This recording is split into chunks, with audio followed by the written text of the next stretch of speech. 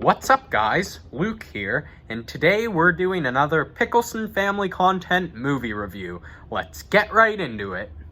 5, 6, and... Picklesonfamilycontent, it's a name that we totally made up. Thank you. You're welcome. No, Mr. Pickleman! This is my channel! Don't call me that. Well, it's my channel, and you're recording on my channel. You're not in the shot. Well, now I'm in the shot. Oh, okay, yeah, well, I guess this is your channel. Yeah. Do you want to do, like, a collab, then, or...? You know, that actually sounds like, a decent idea. So, let's get into it. Alrighty. What's up, guys? It's the Bean Bro here, and I am joined with Mr. Pickleman. I told you not to call me that. I'm Luke from the YouTube channel Pickleson Family Content. You better subscribe to it. Okay, thanks for the promo. So today, guys, we're going to be going over the top 10 games for teens. Yes, Remember, we are. This is our opinion, and it doesn't have to be like, oh, no, this is not what I think. This is completely out of line. I don't care. Actually, it does have to be like that. What we are saying is the objective truth. Nobody is right but us. But me. Yeah. He's wrong sometimes. Occasionally, okay? Okay. All right. The majority of the time. Anyway. Thanks. All right, the first game we are about to cover is the game Super Smash Bros. Ultimate. So, why don't you take it away? Well, you see, it's the perfect game for teens, because teenagers just love their social life, and they love just hanging out with the bros. And what's better than a game that lets teenagers get together and pound their bros? Thanks for that. Okay. But, if you don't have a social life like this lovely guy, then you can just play the online mode. Keep in mind that you do need Nintendo Switch Online to play with your random people online, but you can also play with your buddies in a battle arena, which is very, very fun, because you get to pound your homies. Yeah, do you have any other thoughts on that one? Nope. I would recommend just buying this game and play Smash Bros. It's a fun game, fun time. And if a girl asks you to come over and Smash, bring your Nintendo Switch, just in case. Alright, number 2 on the list is Mario Kart 8 Deluxe. Yes, Mario Kart 8 is another great game to play with your friends. And it's a lot more based on, like, driving skill instead of, like, pounding skill. But, yeah, it's just a really fun game where you get to see who's the fastest. Now, you can also play online with this game, and you can play with your buddies. You do need to play with the friend code, or you can play with your favorite Twitch streamer, like this guy. I don't know. Or make sure to check out on Thursdays, guys. Okay. But yeah, in my opinion, the whole item deal is a little more luck-based than I would hope. And that's only because if you're stuck in first place, you really only get bananas and green shells. And while that's great, somebody else is going to get a blue shell, and then you're down for the count. Any other thoughts on that, Luke? I think if you're a good enough driver, it shouldn't be too much of a problem. Then why did my brother beat me? Because you're bad. Thank you. All right, on to the third game on this list is Animal Crossing New Horizons. Now, I'm sure you guys have all heard about this game. Luke hasn't played that. What a weird nook, man. Get him out of the way. But what I have to say about Animal Crossing is that it's a very chill game. You're not really doing first-person shooters as much as you like. Isabel, as the Doom guy, she cannot cross over to that genre, sadly. You wouldn't get it. You're just, Pickleson man. But I get it. Yeah, that's all right. That's all right, buddy. But yeah, it's a very fun game. The whole online mode is really just showing your friends your island and getting inspiration for your own island. The only way to really play with them is to get co-op, so then you can both get your houses on the same island. You can't do that on 2 different platforms, but that's all right. I'd highly recommend it to someone that's new to the game. And other than that, let's hop on to number 4. Hollow Knight. Ooh. Such a phantasmerific game on the list. I've got to tell you, it's not a word. Shut up. Okay, so Hollow Knight is decently challenging.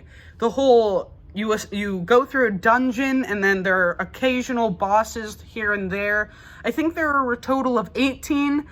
Correct me if I'm wrong, Luke. Oh, what, you haven't even seen... I've played it for like 4 hours because I suck at Metroidvanias. Yeah, and this brings me just really bad at them. That's alright, it's okay. I don't think it is. You Carry just on. gotta try on. But I'd highly recommend this to someone that's played their fair deal. If they've played Cuphead before, that's a very good game to start with. Well, So the next game on our list is Cuphead. And this also goes with Hollow Knight. It's a very challenging game. I would definitely play a couple games before you dip your fingers in this game. It's not such a big you don't investment. dip your fingers in a game. It's not liquid. Take a minute. Catch your breath. I need a break. So why this is so good is that you can actually play co-op. It's not an online kind of thing. You play with your buddies if they come over, which is great. Only 2 can play at a time, but it's a really jolly time. Oh, honestly, it's just so fun. yes, my brother keeps on dying. He's really bad, but that's all right, guys, because It's knuckle crunchingly hard, but I think it's worth it. hey, I spent a year Is that on a it. term, knuckle crunchingly? I feel like I just made that up. Just like Phantasmerific. Now you can't say anything about me, can ya? Touche. There we go. All right, but yeah, Cuphead, it's a very challenging game, as our buddy Luke said here. But I mean, if you're willing to put in the time, even with your buddies or by yourself, it's a really enjoyable experiment. Experiment, yes, experiment, not experience, experiment. But I mean, if you're going to play co-op and you're going to try the hard mode, I highly recommend just doing the co-op. Playing on your own while doing the whole hard mode is very upsetting, especially if you're like a completionist. It's very, very But I do think the life-crushing. co-op can, in ways, make it harder because it does add like an extra chaotic element. Yeah, because attacks are homing in on both of you guys, so you both have to work together. So they're essentially double the things coming at you.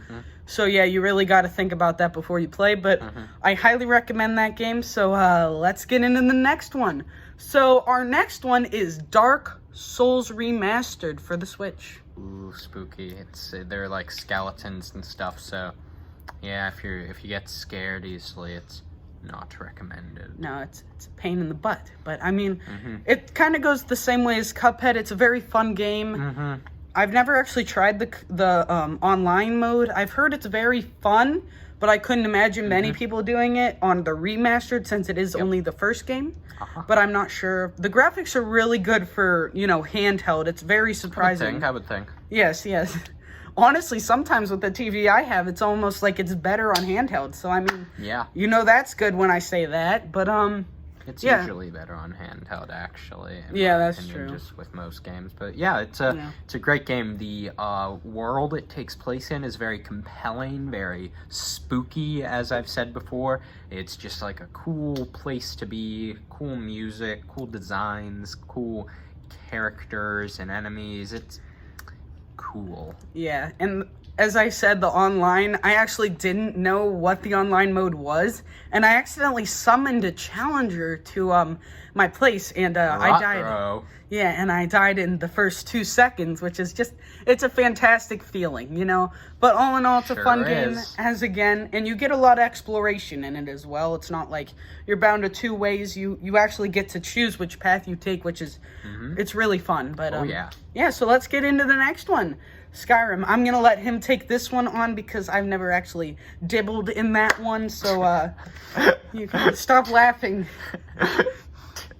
Okay, anyway, Skyrim. It's a very fun game. I think it's very fun because it's not quite as exploration based as other open world games such as Breath of the Wild, but there's just still a lot you can do in different ways. All the side missions are just so interesting. You can go to wizard college, you can become a vampire hunter, you can overthrow the government. That's one of my favorites. Now, I have a question about the vampires. Are they like the sexy vampires that my mom watches on TV, or something completely different? Yeah, I'd say closer to the first. gotcha. Well, gotcha. I think there are different categories. Yeah, because you got sexy vampire, and then you got the one with the blood on their face and the yellow teeth. Yeah, I haven't explored the vampire stuff too much, but I'd say there are different categories. I'm forced to watch But yeah, it. it's just a really fun game where you can just do anything you want and explore this cool fantasy world, and like fighting the dragons and stuff just makes you feel so cool. It just makes you feel like you're the hero of your story, and it's just a great game. Hey, there we go. And then the next one on our phantasmerific list is Undertale. Now, I have a very long tangent about how much I love this game, but we're gonna make it a little snippety snappity. But first, what I have to say is that I love the story. If you're not a guy that likes getting into stories, but you want to, try it out, this is the perfect game for you. The perfect game for you. It's a little challenging, I'm not gonna lie. Had my fair not gonna lie. share of death, but I mean, if you keep on going, it's really not too bad. You just have to try. And it has a great message. It really does, friendship or complete genocide. Yep. Goodbye. No, I'm kidding. I love you, man. No homo, though. But yeah, do you have anything to go on about Undertale? Nope, I only played it for about half an hour, and I got stuck on the part where you have to fight the skeleton who keeps asking you out, and I have yet to figure out how to win that fight. I can't say that I've been in that situation, but that's completely you- all right. I mean, it's challenging, but don't worry. If you have a struggle on it, it's really okay. It's a hard game, Yep. I just play too many video games. I've Yes, he wasted does. a lot of my life. A lot. I could have been studying, man. Could have been studying.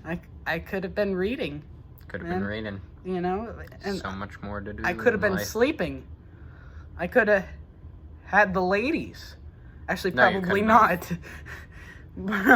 Yeah, let's pass that behind. Let's go into Hat in Time, a very lovely I platformer. love this game. I beat it in like 3 days. I just was so absorbed by it. I just love the designs of everything. Just the whole aesthetic is just so great. It's just pouring with creativity from every level. I really like I think it strikes a good balance between freedom and linearity, because I don't think there's anything inherently bad about a game being linear, but it's always nice to have that exploration in 3D platformer style games, and I think it strikes a perfect balance. Now, have you played the DLC yet?